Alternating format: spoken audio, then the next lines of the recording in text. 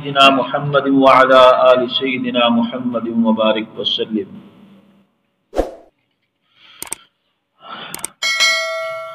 حضرت مالک بن حویرث رضی اللہ تعالی عنہ ایک صحابی رسول ہیں جو کہ قبیلہ بنو لیث کے ایک فرد تھے، اور ان کا قبیلہ مدینہ منورہ سے دور ایک بستی میں آباد تھا۔ تو اللہ تعالی نے جب ان کو ایمان کی توفیق عطا فرمائی، وہ لوگ مسلمان ہو گئے،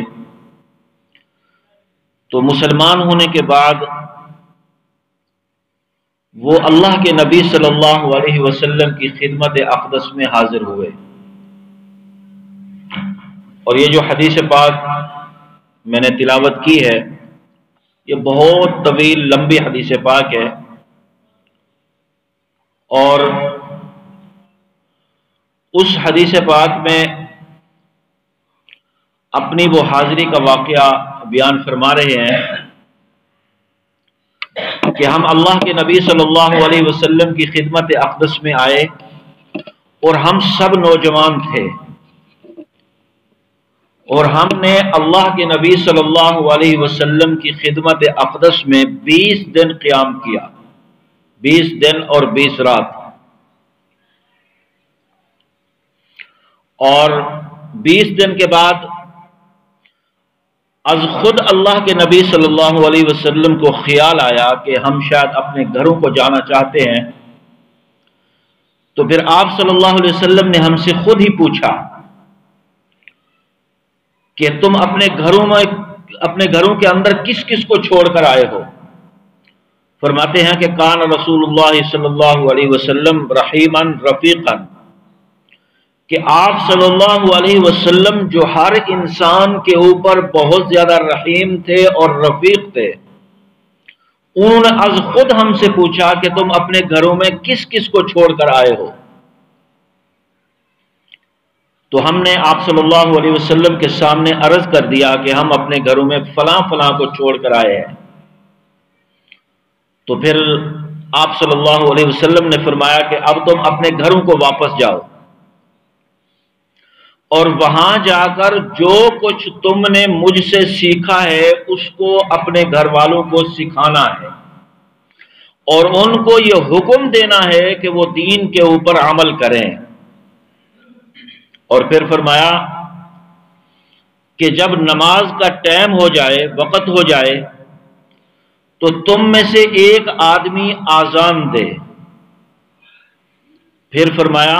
کہ جب آذان ہو چکے، وَلْيَؤُمَّكُمْ أَكْبَرُكُمْ، پھر تم میں سے جو بڑا ہو وہ امامت کرائے۔ اور یہ ہدایات آپ صلی اللہ علیہ وسلم نے ہمیں دی، اور یہ ہدایات دے کر آپ صلی اللہ علیہ وسلم نے ہمیں رخصت فرمایا۔ یہ ایک بہت طویل حدیث پاک ہے، یعنی لمبی حدیث پاک ہے، اور اس میں ہمارے لیے متعدد سبق ہیں۔ سب سے پہلی بات جو حضرت مالک بن حویرث رضی اللہ تعالی عنہ نے بیان فرمائی وہ یہ تھی کہ ہم اللہ کے نبی صلی اللہ علیہ وسلم کی خدمت اقدس میں آئے،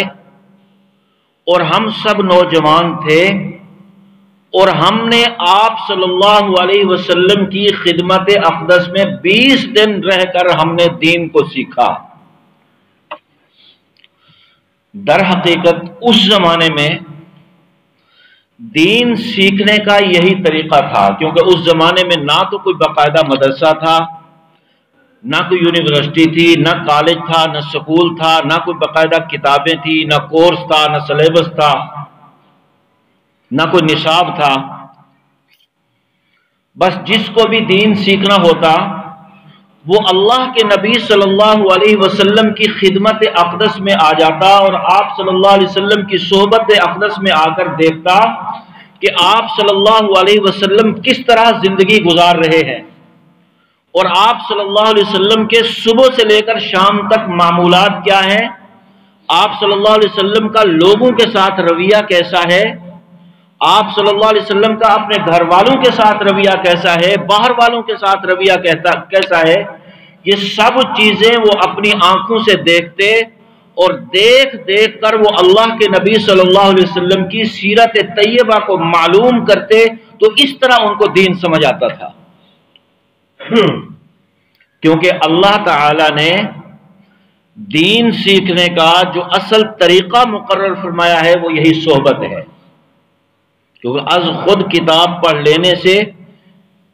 کسی کو علم حاصل نہیں ہوتا، بلکہ اللہ تعالی نے انسان کی فطرت ہی ایسی بنائی ہے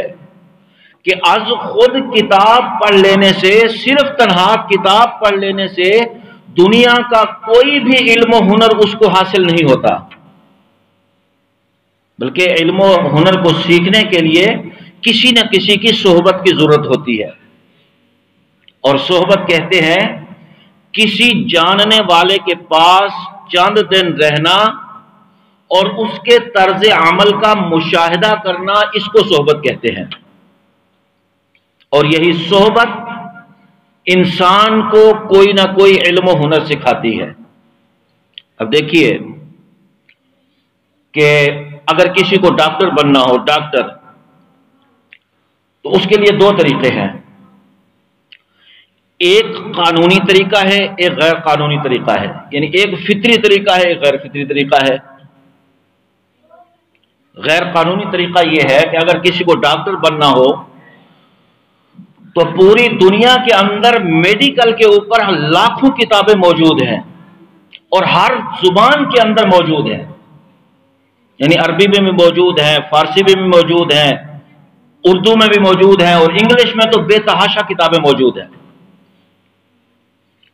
اب ڈاکٹر بننے والا، ایک طریقہ تو یہ ہے کہ ڈاکٹر بننے والا از خود ان کتابوں کا مطالعہ شروع کر دے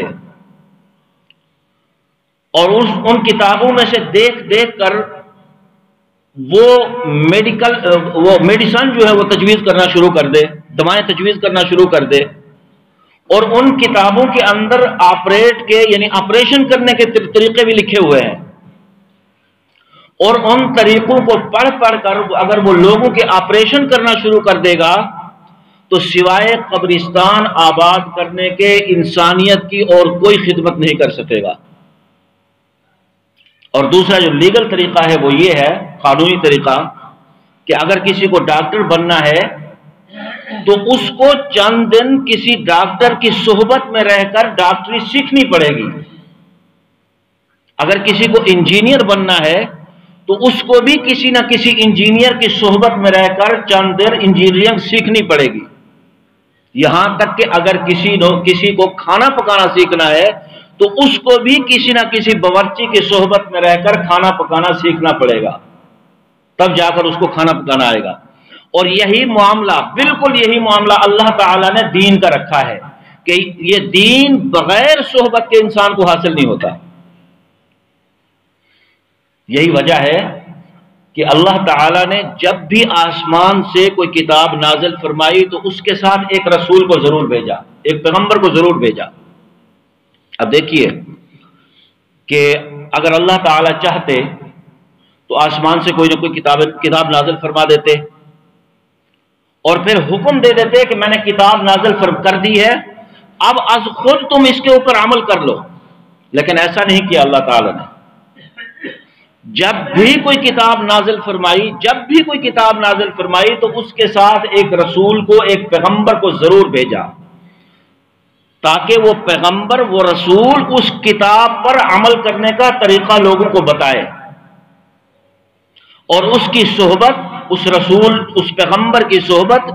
اور اس کی زندگی کے طرز عمل سے لوگ سیکھیں کہ اس کتاب پر عمل کس طرح کیا جاتا ہے۔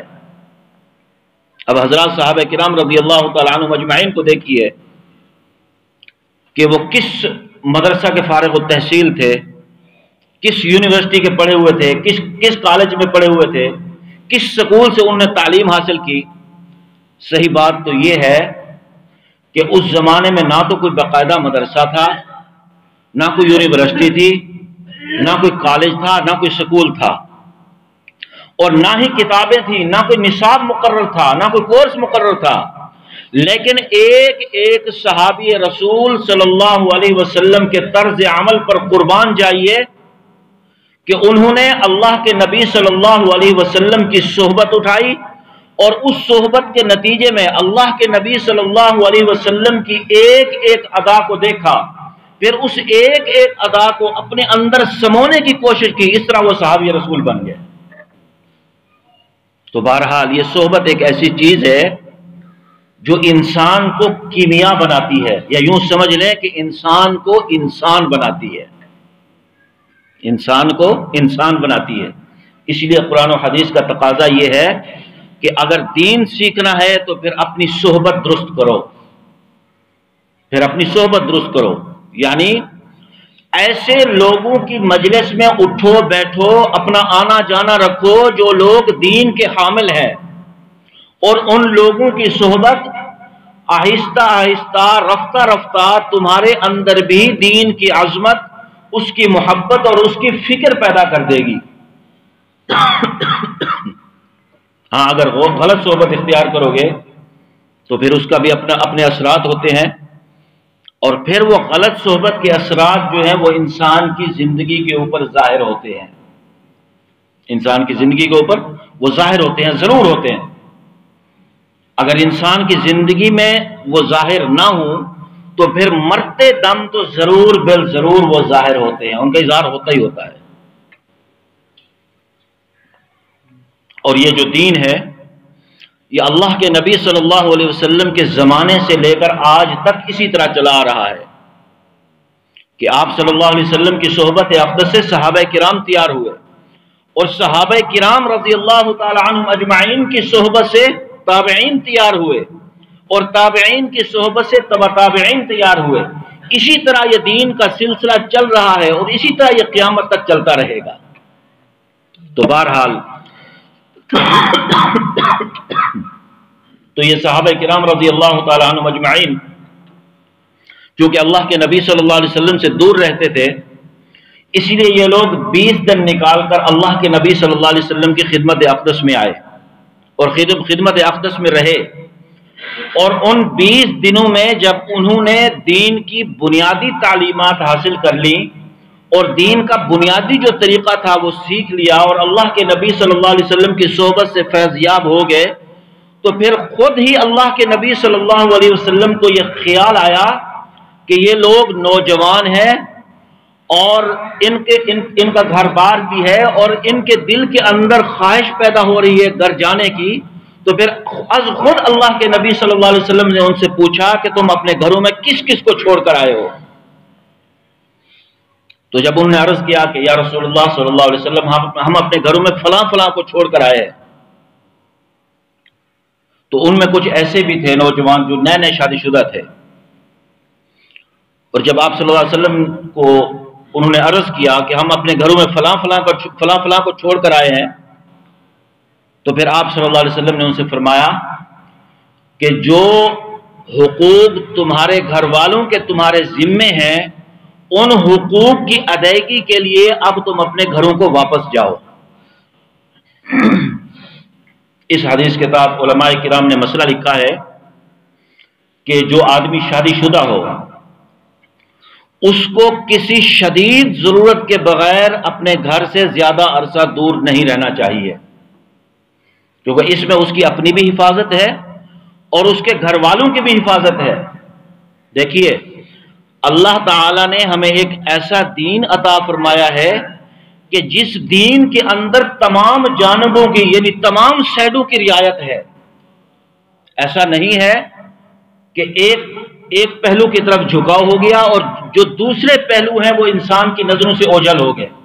ایسا نہیں ہے، بلکہ اس دین کے اندر اعتدال ہے، اور اللہ تعالیٰ نے اس امت کو اعتدال والی امت سے تعبیر فرمایا ہے، فرمایا کہ امت وسطا، کہ یہ امت اعتدال والی امت ہے، درمیانی امت ہے۔ اس امت کے اندر نہ بہت زیادہ اونچ ہے اور نہ بہت زیادہ نیچ ہے، لہذا ایک طرف تو فرمایا کہ تم دین سیکھنے کے لیے اچھی صحبت اٹھاؤ، لیکن دوسری طرف یہ بھی فرما دیا کہ اچھی صحبت اٹھانے کے نتیجے میں ایسا نہ ہو کہ جو تمہارے حقوق تمہارے گھر والوں کے تمہارے ذمے ہیں اچھی صحبت اٹھانے کے نتیجے میں وہ حقوق نہ ضائع ہونے لگے، اور پھر کہیں ایسا نہ ہو کہ کل قیامت کے دن تمہیں لینے کے دینے پڑ جائیں۔ تو جب ان لوگوں نے 20 دن کے اندر دین کی جو بنیادی تعلیمات تھیں، جو بنیادی طریقہ کار تھا، وہ سیکھ لیا، تو پھر آپ صلی اللہ علیہ وسلم نے ان سے فرمایا کہ جو تمہارے گھر والوں کے جو حقوق تمہارے ذمے ہیں، ان حقوق کی ادائیگی کے لیے اب تم اپنے گھروں کو واپس جاؤ۔ اب ذرا غور کریں کہ کیا 20 دنوں میں انہوں نے دین کی جو وہ تمام تفصیلات تھی وہ ساری کی ساری تو نہیں سیکھی ہوں گی، سارا دین تو حاصل نہیں کر لیا ہوگا۔ اگر اللہ کے نبی صلی اللہ علیہ وسلم ان کو فرما دیتے کہ تم مزید میرے پاس رہو، مزید قربانی دو، تو وہ تیار بھی ہو جاتے۔ لیکن جب اللہ کے نبی صلی اللہ علیہ وسلم نے دیکھا کہ جو دین کی بنیادی تعلیمات تھیں ان لوگوں نے حاصل کر لی، تو پھر از خود اللہ کے نبی صلی اللہ علیہ وسلم نے فرمایا کہ تمہارے گھر والوں کے جو حقوق تمہارے ذمے ہیں، ان حقوق کی ادائیگی کے لیے اب تم اپنے گھروں کو واپس جاؤ۔ اور یہاں پر یہ بات بھی اچھی طرح سمجھ لیں کہ علم دین کی 2 قسمیں ہیں۔ میری بات پہ غور رکھنا، توجہ رکھنا ذرا، کہ علم دین کی 2 قسمیں ہیں، ایک فرض عین ہے اور دوسری فرض کفایہ ہے۔ فرض عین یہ ہے کہ اتنا علم سیکھنا جو انسان کو فرائض اور واجبات، حلال و حرام، جائز اور ناجائز کی تمیز کرا سکے، یعنی اتنا علم سیکھنا کہ جس سے انسان کو فرائض واجبات، جائز ناجائز اور حلال و حرام کی تمیز ہو سکے، اتنا علم سیکھنا ہر انسان کے اوپر، یعنی ہر مسلمان کے اوپر فرض عین ہے۔ کہ مثلا کہ نماز کیسے پڑھی جاتی ہے، نماز کے فرائض کیا ہیں، نماز کے واجبات کیا ہیں، اور نمازیں جو ہیں ان کی تعداد کتنی ہے، نماز کی رکعتوں کی تعداد کتنی ہے، اور نماز کے اندر کیا چیز جائز ہے، کیا چیز ناجائز ہے، اور یا زکوٰۃ کب فرض ہوتی ہے، کیسے ادا کی جاتی ہے، کن کن لوگوں کو ادا کی جاتی ہے، یا روزہ کب فرض ہوتا ہے، کیسے ادا کیا جاتا ہے، حج کب فرض ہوتا ہے، اس کی ادائیگی کس طرح ہوتی ہے، یا یہ کہ کیا چیز حلال ہے، کیا چیز حرام ہے، کیا چیز جائز ہے، کیا چیز ناجائز ہے، اتنا علم سیکھنا ہر مسلمان کے اوپر فرض عین ہے۔ اور اتنا علم سیکھنے کے لیے اس کو جتنی بھی قربانی دینی پڑے وہ اتنی قربانی دے، چاہے اپنے والدین کو چھوڑنا پڑے، بیوی بچوں کو چھوڑنا پڑے، گھر بار کو چھوڑنا پڑے تو وہ چھوڑے، اگر کوئی رکاوٹ بنے تو اس رکاوٹ کو ہٹاتا ہوا وہ ایک فرض عین کے بقدر علم حاصل کرنے کے لیے اپنے گھر سے نکلے۔ اگر گھر کے اندر سہولت ہے تو جی بسم اللہ، اگر گھر کے اندر سہولت نہیں ہے تو پھر فرض عین کے بقدر علم حاصل کرنے کے لیے انسان گھر بار کو چھوڑے، جتنا وقت لگتا ہے وہ لگائے وقت، اور فرض عین کے بقدر علم حاصل کرے۔ اور دوسری قسم جو ہے وہ یہ ہے کہ انسان باقاعدہ علم دین کی پوری تفصیلات حاصل کرے، یعنی باقاعدہ عالم بنے۔ یہ ہر ایک کے اوپر فرض عین نہیں ہے بلکہ فرض کفایہ ہے۔ مثلا کہ ایک بستی کے اندر اگر 1-2 لوگ عالم بن گئے تو پوری بستی والوں کی طرف سے فرض ادا ہو گیا، لیکن اگر پوری بستی والوں میں کسی کے اندر بھی عالم بننے کی فکر پیدا نہیں ہوئی یا اپنی اولاد کو عالم بنانے کی فکر پیدا نہیں ہوئی تو پھر سارے کے سارے بستی والے گناہگار ہوں گے۔ تو بہرحال جب اللہ کے نبی صلی اللہ علیہ وسلم نے یہ محسوس فرمایا کہ ان لوگوں نے میرے پاس 20 دن رہ کر فرض عین کے بقدر علم حاصل کر لیا ہے، اب ان کو مزید یہاں نہیں روکنا چاہیے۔ اگر روکا جائے گا تو ان کے گھر والوں کے جو حقوق ہیں ان کے حقوق کی حق تلفی ہوگی۔ اسی لیے اللہ کے نبی صلی اللہ علیہ وسلم نے ان کو فرمایا کہ اپنے گھر والوں کے حقوق کے لیے اب تم اپنے گھروں کو واپس جاؤ، لیکن ساتھ ساتھ اللہ کے نبی صلی اللہ علیہ وسلم نے یہ تنبیہ بھی فرمائی کہ اپنے گھر میں واپس جا کر تم نے غافل نہیں ہو جانا، تم نے غفلت اختیار نہیں کرنی، بلکہ جو کچھ تم نے میرے پاس رہ کر دین کو سیکھا ہے اس کو اپنے گھر والوں کو سکھانا ہے۔ اس کے ذریعے سے اللہ کے نبی صلی اللہ علیہ وسلم نے اپنی پوری امت کو یہ سبق دیا ہے کہ انسان جو کچھ سیکھتا ہے اس کے اوپر لازم ہے کہ وہ اپنے گھر والوں کو سکھائے، اس کے اوپر لازم ہے کہ وہ اپنے گھر والوں کو بھی اتنا سکھائے جتنا وہ خود سیکھتا ہے۔ لیکن ہمارے معاشرے میں اس میں بہت زیادہ کمی پائی جاتی ہے، اور اول تو ہم خود نہیں سیکھتے، اور اگر کوئی سیکھتا بھی ہے تو وہ بھی غافل ہوتے ہیں، ان کے اندر بھی اتنی فکر نہیں ہوتی کہ جو کچھ ہم نے سیکھا ہے اپنے گھر والوں کو ہم بھی سکھا دیں۔ تو یاد رکھیں کہ فرمایا کہ ایک عورت 4 آدمیوں کو جہنم میں لے کر جائے گی، ایک عورت 4 آدمیوں کو جہنم میں لے کر جائے گی، اپنے والد کو، اپنے بھائی کو، اپنے شوہر کو اور اپنے بیٹے کو، اور کہے گی اللہ تعالیٰ کی بارگاہ اقدس میں کہ یا اللہ یہ خود تو دین سیکھتے تھے لیکن جو کچھ سیکھ کر آتے تھے مجھے آ کر گھر میں واپس نہیں سکھاتے تھے، اس لیے سب سے بڑے مجرم یہی ہے، میرا کوئی قصور نہیں ہے، میں بری ذمہ ہوں۔ تو اس لیے یہ لازم قرار دیا اللہ کے نبی صلی اللہ علیہ وسلم نے ہمارے اوپر کہ جو کچھ ہم دین سیکھتے ہیں اس دین کو اپنے گھر والوں کو بھی ہم سکھائیں، یہ ہمارے اوپر لازم ہے۔ تو بہرحال پھر اللہ کے نبی صلی اللہ علیہ وسلم نے فرمایا کہ صلو کما رأیتمونی اصلی، کہ جب تم اپنے گھروں کو واپس جاؤ تو تم نے نماز اسی طرح پڑھنی ہے جس طرح تم نے مجھے پڑھتے ہوئے دیکھا ہے۔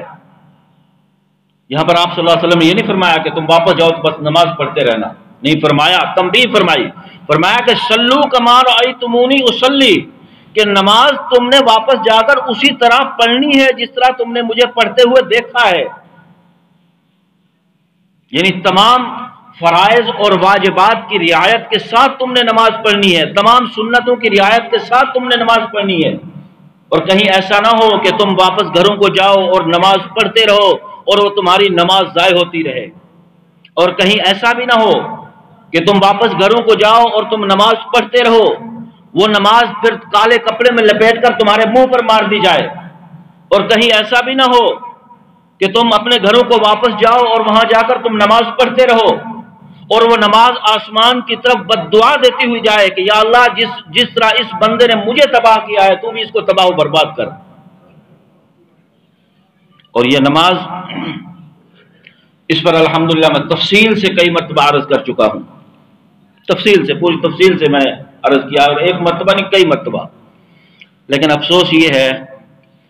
کہ پرنالہ آج بھی وہیں گر رہا ہے جہاں پہلے دن گر رہا تھا، سوائے 2-4 کے چند آدمیوں کے آج بھی اکثریت ہماری نماز اسی طرح پڑھ رہی ہے جس طرح پہلے دن پڑھ رہی تھی، کوئی فرق نہیں آیا۔ تو ہمیں اس پر فکر کرنی چاہیے، اپنی نمازوں کو درست کرنا چاہیے۔ تو بہرحال پھر اس کے بعد اللہ کے نبی صلی اللہ علیہ وسلم نے ارشاد فرمایا کہ فَإِذَا حَضَرَتِ الصَّلَاةُ فَلْيُؤَذِّنْ لَكُمْ أَحَدُكُمْ، فرمایا کہ جب نماز کا وقت آ جائے تو تم میں سے ایک آدمی آذان دے۔ یہ آذان دینا اللہ کے نبی صلی اللہ علیہ وسلم کی عظیم سنت ہے، اور حکم یہ ہے کہ اگر بالفرض کوئی آدمی مسجد میں نماز نہیں پڑھ رہا بلکہ کسی جنگل یا صحرا میں نماز پڑھ رہا ہے تب بھی اس کے لیے حکم یہ ہے کہ وہ پہلے آذان دے۔ اور یہ بھی حکم ہے کہ اگر جنگل یا صحرا میں آدمی اکیلا نماز پڑھ رہا ہے، اکیلا، تو تب بھی حکم یہ ہے کہ وہ آذان دے، تب نماز پڑھ، پھر اس کے بعد وہ نماز پڑھے۔ تو بعض علماء کرام سے یہ سوال کیا گیا کہ یہ جو حکم ہے کہ آدمی جنگل یا صحرا میں نماز پڑھ رہا ہو تو پہلے وہ آذان دے، تو جنگل اور صحرا میں آذان دینے کا کیا فائدہ؟ وہاں پر کسی انسان نے تو آنا نہیں، اور وہاں پر کیا فائدہ ہوگا آذان دینے کا؟ اور یا پھر کافروں کا علاقہ ہے، کیونکہ کافر تو نماز نہیں پڑھتے، نماز کا حکم تو مسلمانوں کے لیے ہے، اور اس لیے اللہ کے نبی صلی اللہ علیہ وسلم نے فرمایا ہے کہ نماز کافر اور مسلمان کے درمیان فرق کرنے والی چیز نماز ہے، کیونکہ کافر نماز نہیں پڑھتا، مسلمان نماز پڑھتا ہے۔ تو وہاں پر نماز اذان دینے کا کیا فائدہ ہوگا، یہ سوال کیا گیا۔ تو علماء کرام نے اس کا جواب یہ دیا کہ اللہ تعالیٰ کی مخلوقات جو ہیں وہ بے شمار ہیں، ممکن ہے کہ تمہاری آذان کی آواز کو انسان نہ سن سکے، لیکن کوئی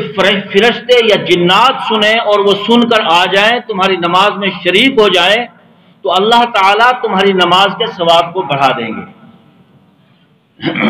اس لیے اللہ کے نبی صلی اللہ علیہ وسلم نے حکم دیا کہ نماز سے پہلے اذان دو، چاہے تم تنہا ہی کیوں نہ ہو۔